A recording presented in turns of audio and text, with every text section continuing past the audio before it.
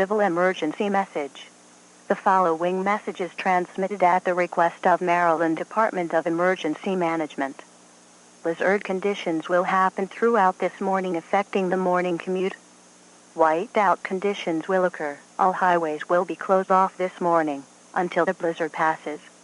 It's advised to not travel during this period, as it could be dangerous. For more information, go to weather.